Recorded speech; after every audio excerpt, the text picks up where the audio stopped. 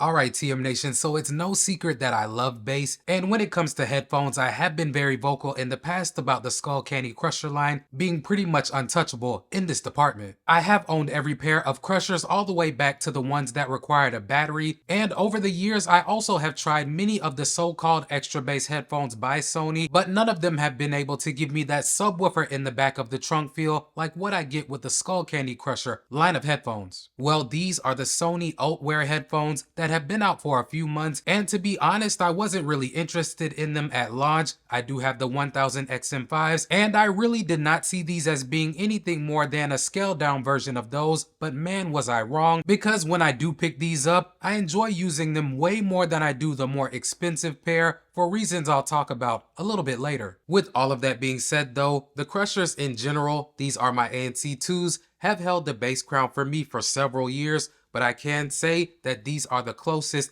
that I've come to finding a worthy competitor. But are these enough to take the top spot? Let's talk about it. Inside the box, you do get a nice carrying case to hold the headphones, along with a 3.5mm cable for wired use, a USB Type-C cable for charging, and the headphones, of course. In comparison to the case that you get with the XM5s, I do prefer this one that you get with the Ultwares, as it is smaller and much more easier to transport. Taking a closer look at the design of the headphones, as you can see, they do have a subtle look to them, and I do like the black version as opposed to the gray and white versions that you can pick up. And the looks are highly subjective, but in general, I do think that they look like a quality pair of headphones, and I do like the fact that they're extremely portable. They can go ahead and fold up, as you can see, but not only that, if you want to lie them flat on a surface, they got you covered. I will say that they are comfortable on my head and ears as well, as the padding that they use is generous on all sides. I have worn them for 5 to 6 hours at a time without any ear fatigue or discomfort, and I haven't had any issues with the clamping force being too tight on the sides of my head or with them making my ears sweat either. I also do like the placement of the controls on these, as they are right on the ridges of the ear cups, which makes them easy to find and press without having to fidget around too much. You do also get all of your essential controls with these too, so there's no need to pick and choose. With them, you can control your calls, tracks, voice assistant, volume, and bass boost directly from the headphones. In addition to that, you do have limited customization of the controls inside of the app, so if you want to customize some of your functions, you do have that option. I also want to note that they do feature auto pause and play that will automatically pause what you're listening to when you take the headphones off, and then resume your audio when you place them back on, which is always a nice feature to have for me personally. With the Bluetooth 5.2 connectivity, I haven't experienced any noticeable latency using them to watch YouTube videos or Amazon Prime movies on my iOS or Android devices,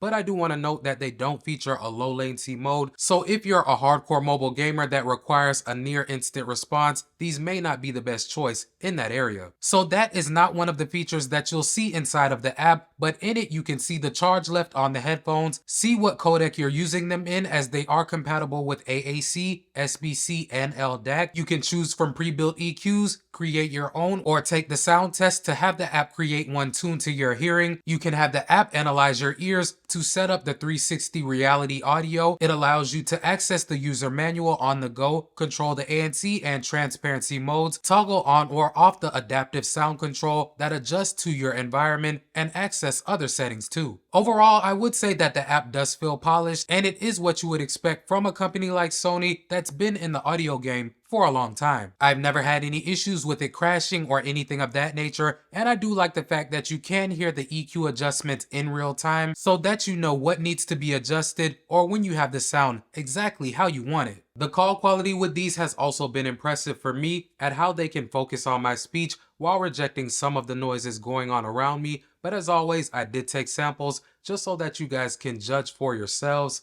Let's check them out. Alright guys, so right now I have the headphones paired to my iPhone 16 Pro, and as you can see, the audio that you're hearing is coming from the microphone on them. Right now the room is relatively quiet, but in just a moment I will put on some background noise. Give me a second. And now I have some simulated background noise playing in the background, and this part of the test is aimed at seeing how well these headphones are able to focus on my speech while rejecting some of that ambient noise. So as always, you guys let me know what you think. Do you think they're doing a pretty good job? Have you heard better? Let me know.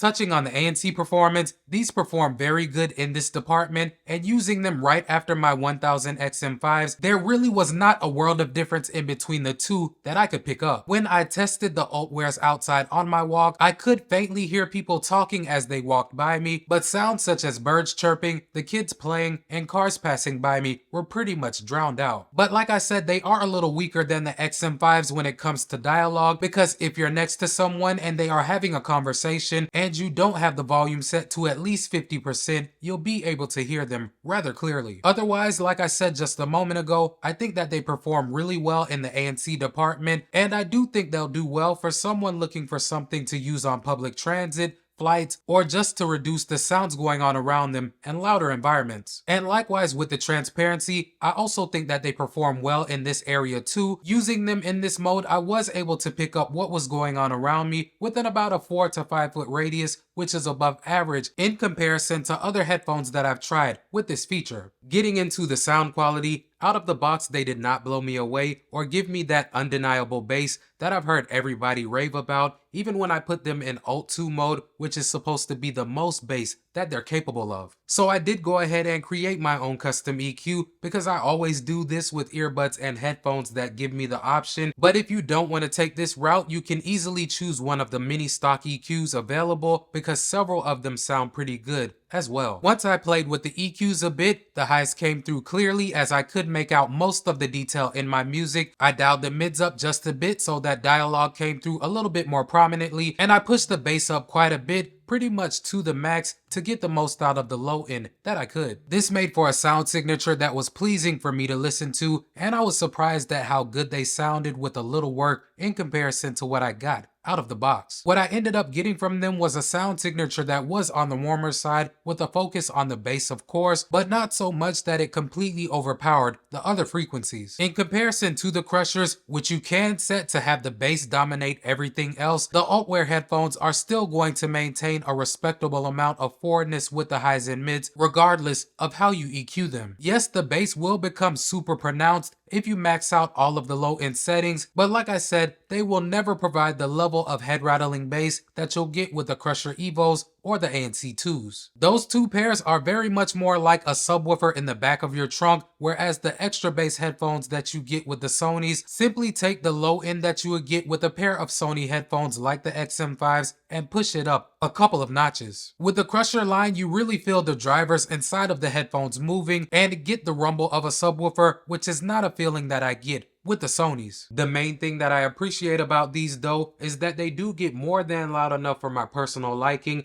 and even when I go ahead and push them to the max volume, they don't distort that much. All in all fam, these are a really solid choice at $200 if you're looking for a bass enhanced pair of headphones with ANC. The battery life is good, the ANC performance is good, the call quality is solid, and they provide LDAC compatibility as well if you're looking for access to higher definition codecs. Using these, I never felt like I was missing out on anything that I get with the XM5s, to be honest. In fact, as I mentioned earlier, I do enjoy using these better because of the bass enhancement and the more portable design that you get with them that made them a lot easier for me to throw in my backpack and take with me on travel just recently. In terms of the Bass Kings though, they don't take the crown from Skullcandy, as the Crusher headphones provide a listening experience that you can't get from anyone else at the moment. But if you care more about ANC and transparency performance, the Ultwears do have a leg up on Skullcandy in this area, but if you're a bass head, Skullcandy is the clear choice. Before y'all get on out of here, y'all do your boy Tecmo a huge favor and like the video, as well as subscribe to the channel if you like this type of content. I drop at least one video per week. I hope to catch you in the next one.